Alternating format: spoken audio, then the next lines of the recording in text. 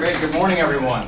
Good morning. Good morning. It's great to see a lot of familiar faces and some new faces. I see a lot of business leadership students out there, which is great, and some students from other majors, which is great. So good morning, and I'm excited to be here this morning to talk about entrepreneurship.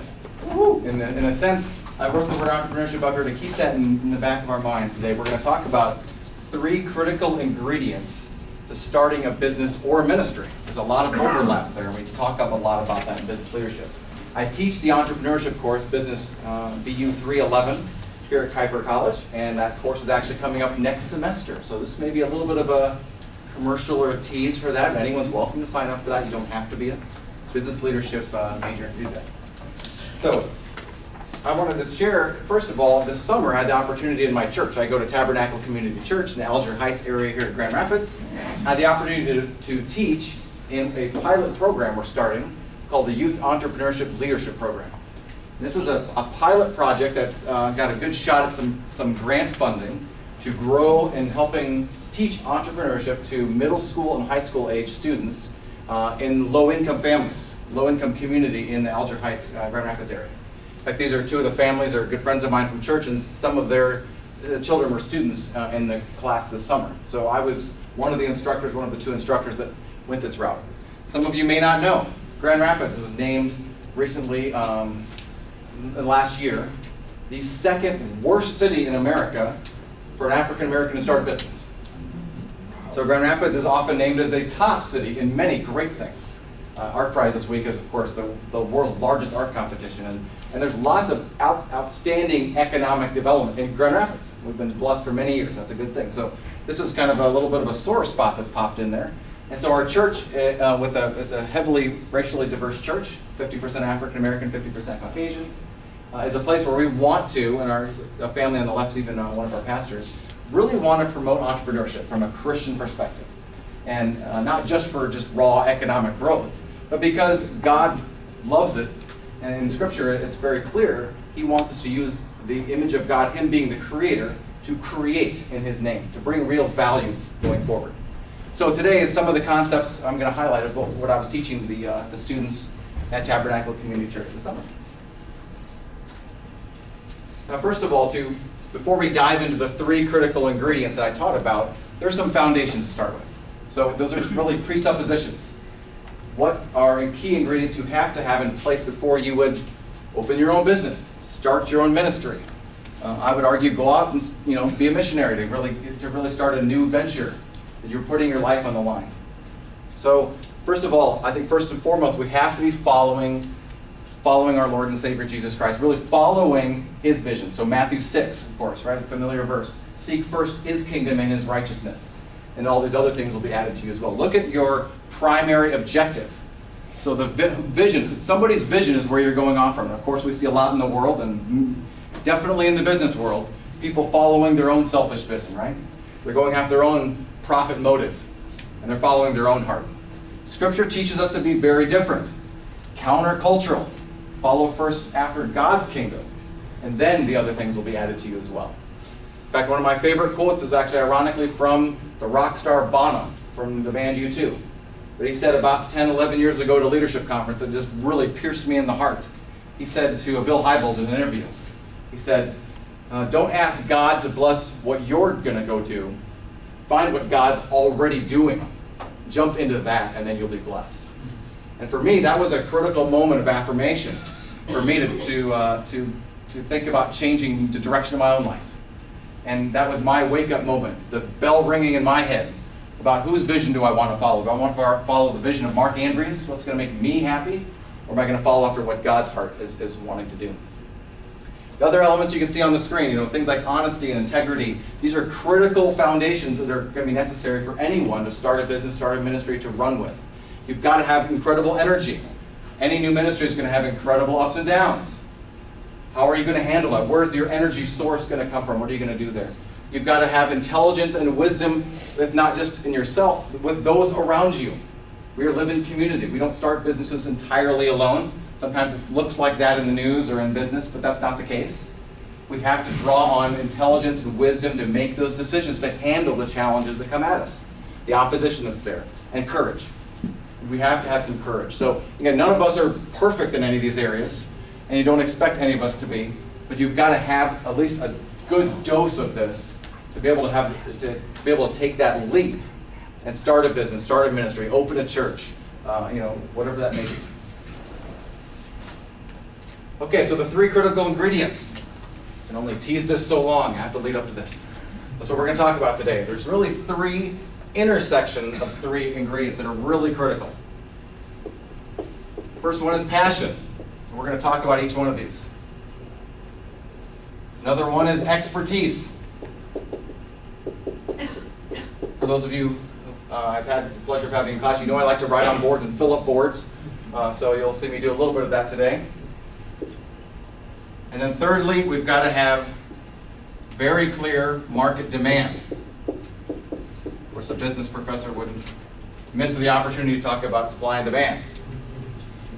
Passion, expertise, and market demand, and it's the intersection of all 3 of these that we pour our resources into. If we can line these 3 things up together, you have a much better opportunity in front of you to do these things, to do this well. When we say resources, it's the time, talent, and treasure.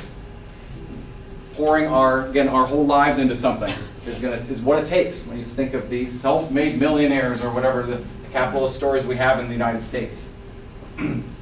They often will have all 3 of these ingredients very, very well lined up and doing things very well. I'll be very transparent throughout this presentation, talk about things in these areas for me personally, just to kind of give you guys some examples, and then we're also going to look at a case study here in the United States to go into more detail of what has worked and what hasn't worked. Sometimes we think we have one of these more than the other until we dive into one of these. And maybe we have all 3, maybe we don't.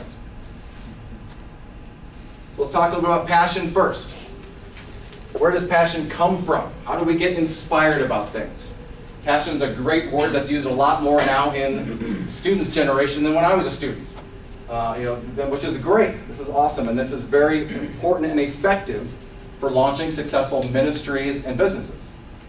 You have to have an incredible amount of passion to sustain the challenges of a ministry, to sustain the challenges of opening a store, to throw your heart and soul out to people and wonder if it's going to succeed or not. You're putting your reputation, yourself on the line, many times your own economic well-being, your family's economic well-being. These are the things you're risking, high stakes. How much passion do you have to endure the challenges that are going to be there?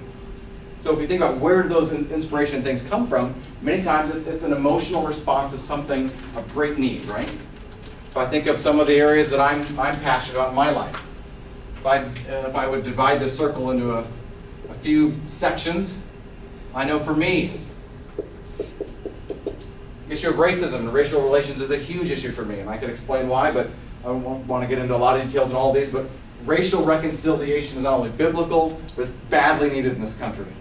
So that's an area where I'm very passionate about. But as you'll see, just because you're passionate about something doesn't mean you're an expert. And just because you're passionate about expertise, it doesn't mean somebody in the market is there's not an economic engine to drive this. It's this intersection of all 3. So other things I'm passionate about. I'm passionate about building God's kingdom. How do we build God's kingdom here on earth? Not someday and forever by and in the clouds. How do we actually make an impact in society right here? I am a disciple of Jesus Christ. I'm passionate about my personal faith. And what does that mean? How does that drive who I am, how I act, how I live, what I do? Where do I spend my time, talent, and treasure? It's a very, very important sort of efficiency, effectiveness, those kind of things. A couple of other areas I'm very, very passionate about are some of what God cares a lot about. Marc 9:37. The little children of the world. Orphans break my heart. They break the heart of God. Kids that don't have moms and dads, whether they're all the way around the other side of the world or right here in Grand Rapids, Michigan. Kids that need moms and dads. Something I'm very passionate about. Another area I'm passionate about, big time, is leadership development. Or you could call it character development. I love the opportunity to see people grow. Capacity building of God's leaders. Of Christian leaders. What does that look like? I love spending time with my 7 children. Yes, I have 7 children. Because I see great leadership development. I love building the character in young people. So those are some of the things that I care deeply about. How do we harness that passion? Why is it sometimes so difficult to find? I've had seasons in my life. Maybe you have too. what am I really passionate about? I see a movie, I see a documentary, I go on a mission trip, I go to another country, I see things, and sometimes I'm inspired, but a month later, I don't know. It's just not there so much. The mystery of that, I'm not going to sit up here and tell you exactly why some things stick with some of us more than others. There's an emotional side to it. But clearly, some of it has to do with the story. God tells us a story, creation, fall, redemption, restoration. That is done inside of a context of a narrative, right? We call it a meta-narrative from a Reformed worldview. So that is an entire story. There's something about stories that grip us. For me, if I think about my favorite movies, my favorite books I've ever read, they've got a powerful story that stick with me, not just when I'm done and I walk out of the theater, but they stick with me for weeks and months and years later. There's an emotional connection there that resonates with me, maybe a lot more than my best friend that I went and saw the movie with. So there's something that I think God wires us to connect to certain stories, certain issues, certain people more than others. So harnessing that, again, I think actually ties back to Matthew 6.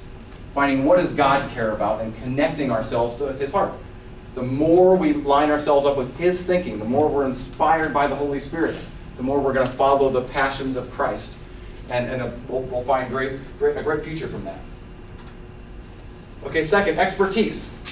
How do you become an expert? There's even conferences you can go to learn about how to become an expert. And you can read books about this. One of the national recognized experts is Malcolm Gladwell, an author I've seen speak at a great conference called Catalyst. But he's a famous author of a book called Outliers, where he talks about why is there sometimes a few people that really break through in certain scientific research, but also just in society, social sciences in general. Why does Steve Jobs create Apple and hundreds of other people create companies that failed? You know, what is that? What makes somebody an outlier from there? And expertise is a part of this, and he talks about that in that book. Malcolm Gladwell literally says, it takes roughly 10,000 hours of practice to achieve mastery in a field. My own mother, a college professor herself for many years, she's been playing the violin from the age of 5 to now 75. I mean, she would play 10 hours a day in college. And she spent her life becoming an expert in strings. And so that's something where somebody's dedicated their single life for her 70 plus years. She even plays the violin at any kind of free moment she can, beyond her vocation.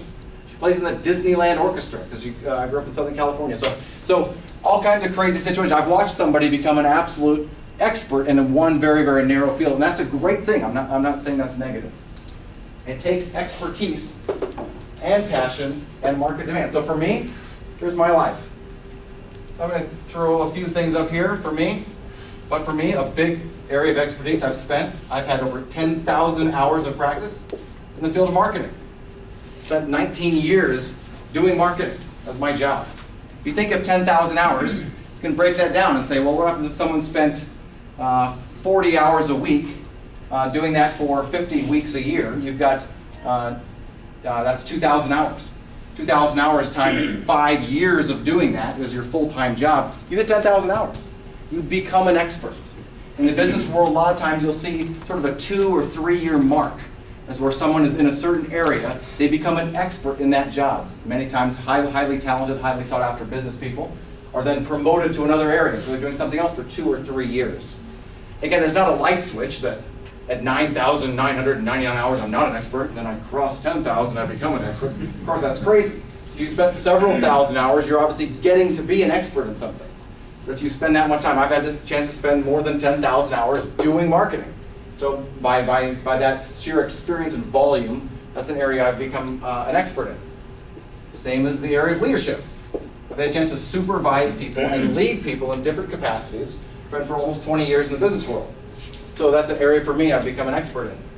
Another area I thought of when I was thinking and putting this presentation together. You might laugh. But the area of basketball.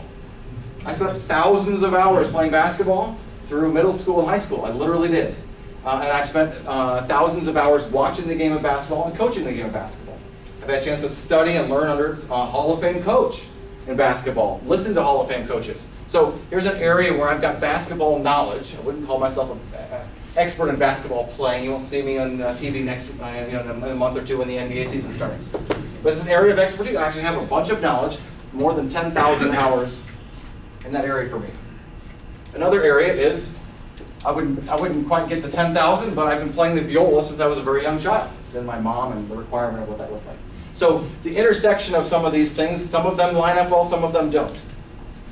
In the area of market demand, then, well, what kind of market demand areas touch some of these areas? And so for me, they would divide this up a little bit. Again, this is not a super pretty area, but I've got things like, obviously, there's the whole field of higher education. That's why I'm here at Kuiper College. Higher education demands people that are experts in leadership and marketing that have a passion for leadership development. So I lead the business leadership program. There's other areas like consulting. There's other areas like coaching. So for someone with basketball expertise, the market is actually looking for coaches. I coach girls basketball at Potter's House High School. In fact, there's such a demand and there's not enough supply, we're still looking for a JV basketball coach for a team that's going to start in like 4 weeks. So if you know of anybody, let me know. So I mean, sometimes there's some things in more demand than others. Consulting is just not an area that I don't have any passion for as much. So it's not an area I've gotten into. The intersection of these are what happens. If you look at the market demand, to understand this a little better, it's where do we get the understanding from? And so our actions speak louder than words, right? That's a famous phrase you'll hear a lot. In the business world or in ministry, anytime that people are putting their money on the line, we often like to say they're voting with their dollars. Customers vote with their dollars. So to understand market demand, the keys to this are looking at what are the trends and the volume. Again, just because one person says Kuiper College is bad at that and whatever, one person doesn't make a trend. Or one person says Kuiper's really good at something, whatever that is, that does not make a trend.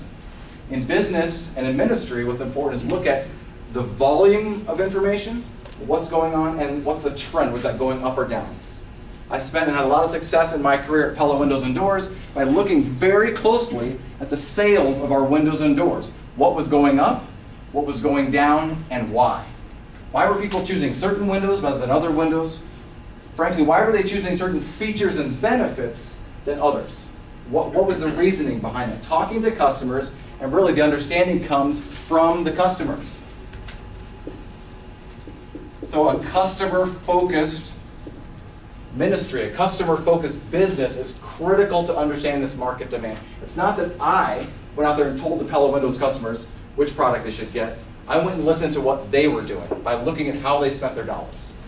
We can all sit here and say, we all know that iPhones and smartphones are more popular than landline phones, right? No one would argue that. Well, how do we know that? People are voting with their dollars now by the volumes of millions of iPhones and other smartphones being sold versus landline phones are a thing of the past and are dying off. So you can see a volume and a trend that all of us would see because why? We're all customers. We understand the market. But if you jump into some other area where you're not the customer, it's important not to try to dictate to others what's actually happening, but let them tell the story. This happens at a micro level, a macro level. There's several examples I could tell in more detail. One of them that hits me in the heart is the country of Haiti.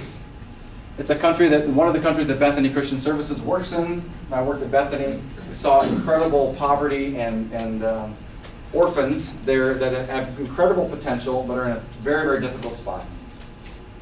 So, for example, you'll see this is an example. Haiti is one of the largest, in fact it is the poorest country in the Western Hemisphere, some of you will know that, but it's got the highest concentrations of nonprofit per capita anywhere in the world. Meaning, how many nonprofits are there per the population that's there?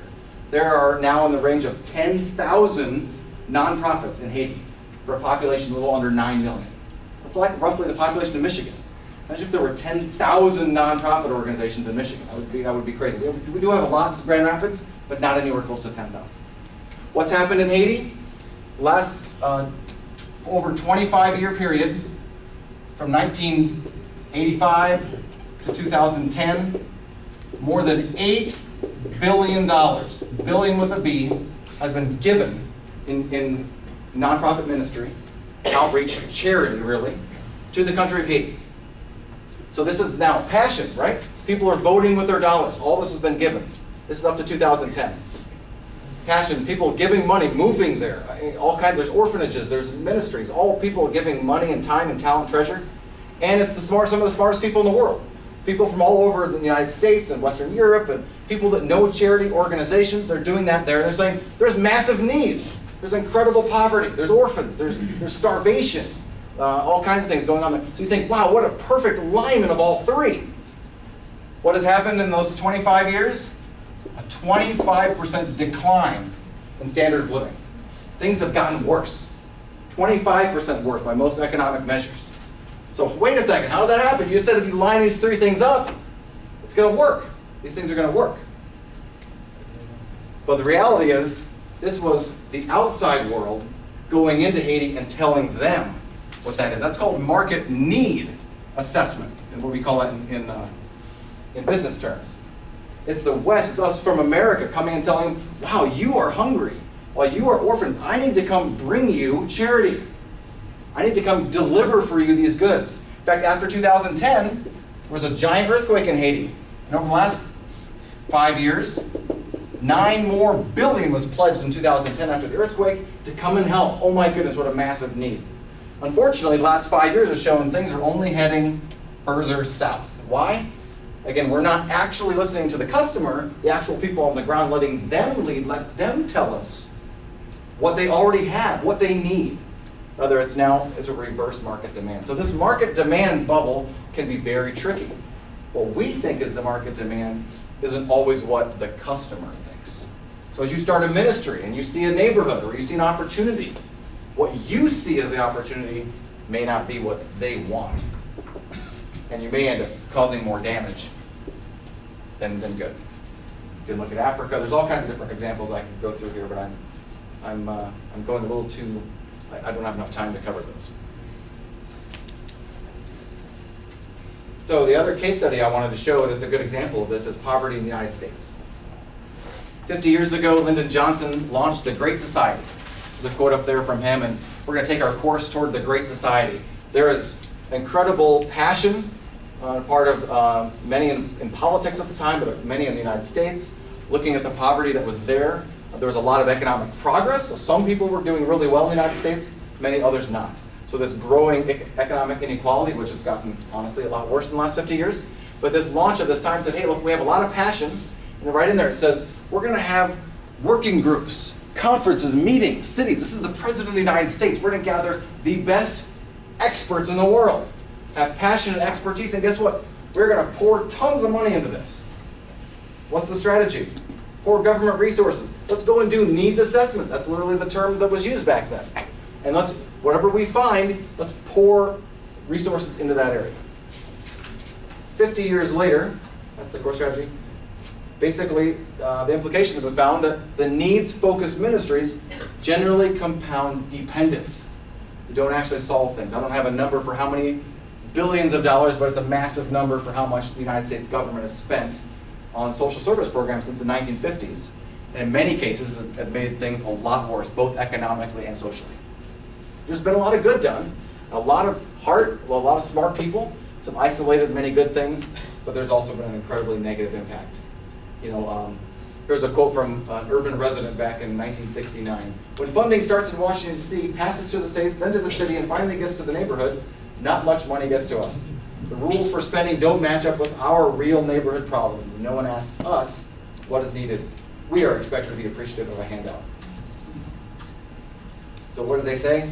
Cut off the top-down funding and support neighborhoods in solving their own problems, which again, that'll resonate with a lot of work that you guys talk about in missions classes. And When Helping Hurts, that's another book that comes to mind. A business's mission, these are some of the things that will be familiar to you. So how do we move from good intentions to sound economical sense? How do we move from paternalism to mutual transformation? Really, the best business research out there is talking about, it's actually more about alignment than some brilliant vision or strategy. You might think, oh, if I want to start a ministry, I have to have some incredible, brilliant idea. The light bulb just got to go off. I've got to be just the smartest person in the room. Reality shows that's not the case. You look at the most successful companies in the United States in the last 100 years, none of them. Jim Collins did the great research in the book called Built to Last. None of them was because of some amazingly brilliant idea. It was about the alignment behind core purposes there. Alignment behind passion, expertise, and market demand. Creating a culture that lines up with that. In business terms, we talk a lot about culture eats strategy for breakfast. That's just our way of saying the alignment of a culture of people working together. Again, I would apply this absolutely to a church plant. The culture of that church plant is more important than the strategy of how are we going to achieve, what are the exact tactics and activities. The culture eats the strategy for breakfast every time. What I do matters more than what I say. The tough decisions will teach. In the end, in business, successful organizations don't focus on profits. You've said, what? Wait a second, what did you say? In business, the most successful organizations don't focus on profits. They focus on the market need and the customer first. I like to use the phrase, love your customer as yourself. You know, the love your neighbor as yourself, thinking about if you're loving them, you're serving the customer coming through there. That's what a beautiful entrepreneurial business will look like. If you're doing that, and you have these things lined up where there truly is market demand, then the economics will follow. Profit will follow. Or an economic engine to sustain it will follow, even in a nonprofit environment. Absolutely true. One of my favorite, I love this ancient Chinese proverb up here. This helps us understand this market demand, because this is, I would argue, the hardest one. You can hire experts, you can find people with passion. How do you figure out this market demand? And this is a good proverb. Go to the people, live with them, learn from them, love them. Start with what they know. Build on what they have. But with the best leaders, when the work is done, the people will say, we have done it ourselves.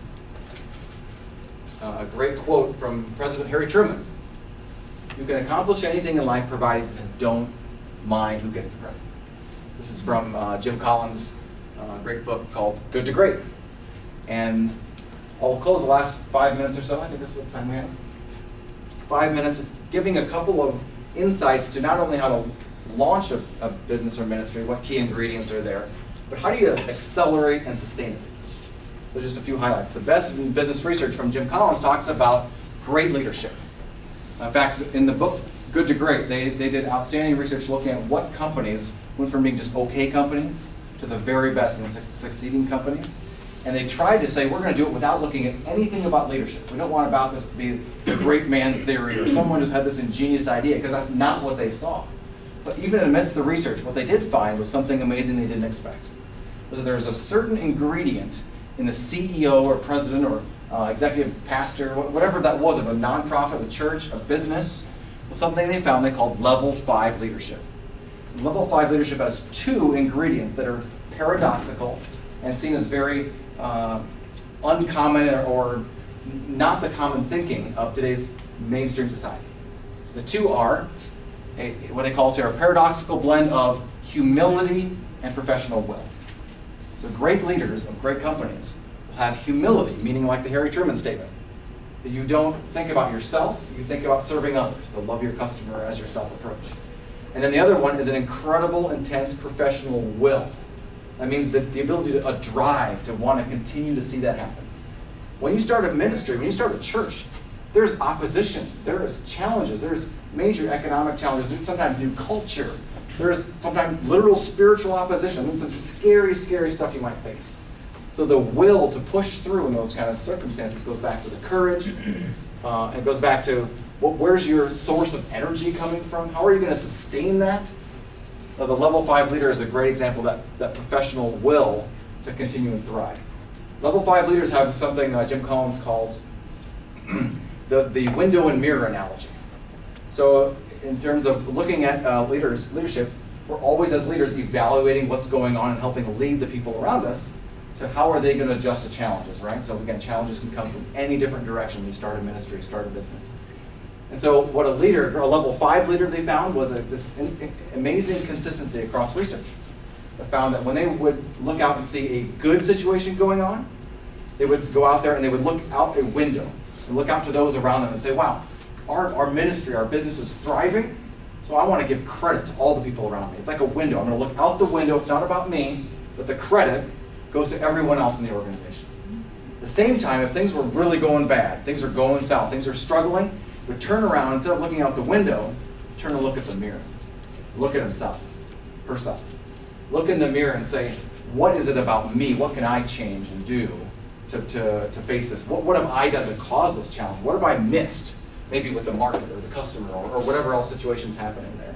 So looking at it as a mirror and giving others credit, and when there's the challenge, taking it on themselves. Like, what do I need to do to change? The other great piece of research that Jim Collins has done that I love to teach from is a book called Great by Choice. So to sustain greatness, not to achieve greatness, but to sustain greatness, takes an ingredient of three ingredients here that they found. One is the fanatic discipline. This is really the same professional will I talked about with level 5 leadership. Jim Collins does. This fanatic discipline to stay focused on the core purpose and objective of the ministry, of the business. Like the customer, the market demand thing here. The other two parts, though, were found was that empirical creativity was consistent upon sustaining organizations. I've seen this absolutely true. This means the ability to try new things, create something new, try new products, try new programs, but measure them. Empirical creativity. A lot of people can try new things and throw new ideas at the wind, but if you don't actually measure in some way, you're not going to be able to build on what's worked, what hasn't worked, and continue to build. In marketing, we call it the test and learn theory. What are you going to test? What are you going to learn from? And then lastly, the productive, what he calls productive paranoia. You wouldn't think paranoia is a very common term to hear in successful organizations, but what he talks about is productive paranoia. Jim Collins talks about the ability as a leader, when things are going well, to look around you, look behind you, look below, look above, and say, what could go wrong? What do I need to be prepared for? What could happen with the economy? What could happen with my competition? What could happen with technology? What's going on? What's bubbling? What's happening? Staying close and paying attention to the industry and what customers are doing. Why are customers leaving us and going to somebody else? What's that about? Why are people leaving one church and going to another? What's the trends going on? What's happening with the younger generation? What's going on with worship style? So looking at those kind of things, saying, well, we're not going to be paranoid about it. We're not going to freak out and just lock everything up. But we are going to stop and look and prepare and plan. Say, well, what happens if things go here the next 2 years and the next 3 years? That productive paranoia will serve you very well in helping you maintain and handle the bumps that come along. You won't be as shocked, as freaked out when bad situations happen. So that's the part of sustainability to continue after you've put together something with a combination of what these are. For me in my life, finding and building leadership and doing it with leadership and marketing and then finding an opportunity in higher education, it's been a great, incredible opportunity. Having a spot where you come to is an incredibly rewarding place where you feel fulfilled by God and you're lining up with something with your passions, your expertise, and a real market demand is a beautiful, beautiful thing. It may not happen for you right out of college or in certain stages of your life. I hope you're blessed, though, that you do get that a good chunk of your life and follow it as well. Thank you very much.